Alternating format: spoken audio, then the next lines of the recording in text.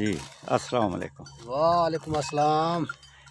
ये कुर्बानी वाला जानवर केड़ा साढ़े कुर्बानी कोल वाले बहु है पहले तो वे छोड़े कितने आने टोटल कितने रखे हुए आने 30 जानवर है 30 जानवर है 30 जानवर है ते सारे बेच देते नहीं कोई रह सारे गया वे छोड़े निक रह गया बचोई भी हुन दंदा होया ठीक है पहले खीरा है कितनी उम्र है दुंदे दी कितनी उम्र बनती है दुंदी तकरीबन दी तकरीबन 2 साल होवे ना 2 साल होगा हां तां 2 साल तक लगना चाहिए अच्छा वैसे तो निशानी दी है वो दंदा होवे जाते तां उसकी कुर्बानी वास्ते वो आयल होगा ना आयल होवे ना साढ़े मूला दे हुन केड़े रहंदा ने वो विखायो ना ए बच्चे करा दा चिट्टा जा केड़ा का चिट्टा विच परा जड़ो ए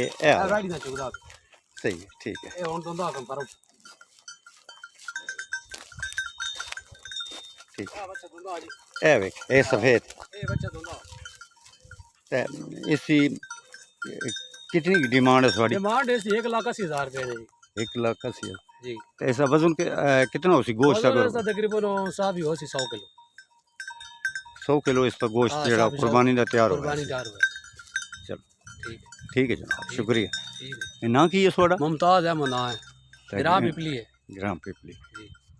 गांव पिपली जिला चकवाल जिला चकवाल गाँव पिपली है जिला चकवाल है ठीक है जी अल्लाह हाफिज़।